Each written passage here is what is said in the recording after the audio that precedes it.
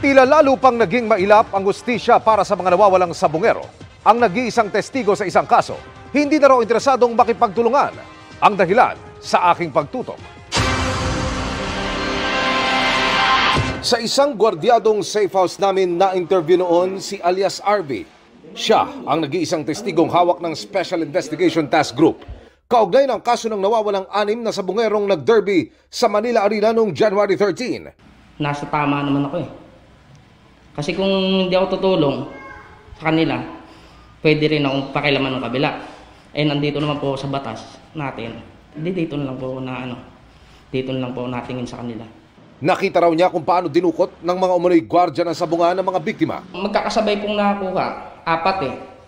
Si Marlon Bakay, si Mark Joseph Velasco, tapos Rondel Cristorum, tapos Roel Gomez. Si Jean-Claude at saka si James Bakay, hindi ko po yung nakita kung saan kinuha. Basta nung makita ko na lang, isinasakay na sila ron sa van. Malaking tulong daw sana sa kaso ang testigong si RV. Pero pagkatapos daw na iatras ng ilan sa mga pamilya ng mga nawawalang sabungero ang inihain nilang kaso nitong nakalipas na mga linggo, ang testigong si RV ayaw na rin daw tumestigo sa ibang kaso. Nakarating na raw kay Senador Bato de la Rosa ito. At kanina, kinumpirma rin ng isang mapagkakatiwalaang source ng GMA Integrated News na hindi na rin daw interesadong makipagtulungan sa kaso si RV. Ang iba pa sa kanak ng mga nawawalang sabungero. Alam mo, kawawa yung itong nangyari dito eh. Ewan ko. Ayoko na lang mag-comment pero parang may sumadya na patagalin yung kaso na to. Nag-focus kay Bantag at saka kay Tebes eh. Hindi, sa totoo lang feeling ko kaya nag-focus kay Tebes at saka kay Bantag para makalimutan na to eh. Tingnan mo, sa sobrang tagal, yung kaisa-isang witness sana nila, ayaw na rin. Bakit? Lalong habang tumatagal, nawawalan ng pag-asa, nag-aatrasa na yung mga ibang complainant, di ba? Isipin niyo yun. Kung ikaw nga naman yung witness, pambihira, yung mga mismong mga dinukot, mga kaanak nung dinukot, umaatras na. Bakit ko pa ipaglalaban? Di ba?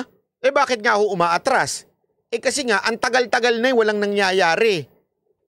Alam mo yun, parang, hindi, I know it's wrong na may mga ilan dyan na sabi nga tumanggap ng, para maareglo na, para hindi na magreklamo, tumanggap. I know it's wrong, pero minsan kasi kung ikaw yung mismong kaanak at naramdaman mo na hindi ka na tinutulungan ng gobyerno at wala na ang focus nung ahensya ng gobyerno dapat tumutulong sa'yo, mas pipiliin mo na lang na tanggapin yung pera kaysa sa wala. Di ba? O ikaw naman witness, magaganahan ka pa bang ipaglaban? Wala ka nang kakamping kasama. Umatras na lahat. Konti na lang natitira. Kaya ako, sa tingin ko, ito yung dahilan kung bakit itong ahensya na to nag-focus kay Tebes at saka kay Bantag. Para wala na. Tingnan nyo, wala na. Isipin mo si Tebes, hindi ko naman siya nilalang. Okay? Hindi ko sinasabi, ito lang ang pinatay. O ito lang, kunwari. Kunwari yun ang sitwasyon. Si Tebes, isa lang yung namatay doon. Kay Bantag, isa lang din. O, di ba? Dito, ilan yan? Nawala. Matik na yan. Ibig sabihin ng nawala. Talagang masakit man natin sabihin, pero malamang sa malamang, talagang wala na ho yan sa mundo na to. So, ilan yan? Hindi lang ho yan isa, napakaraming sabungero yan. Mantakin mo. Anong inasikaso? Iba, yung politika.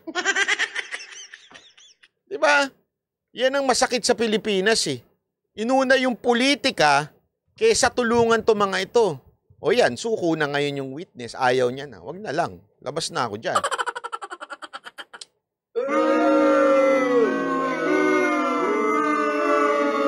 Tapos mukhang siyempre ang binangga dito baka financier pa.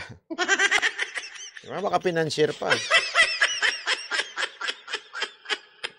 Kawawa naman. Kawawa naman yung mga kababayan natin dito.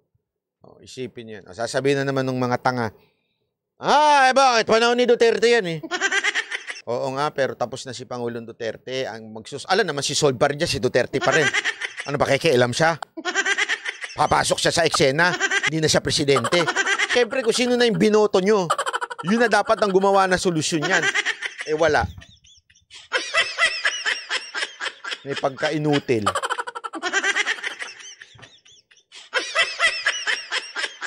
Real talk, pinabayaan ng gobyerno itong mga kababayan natin.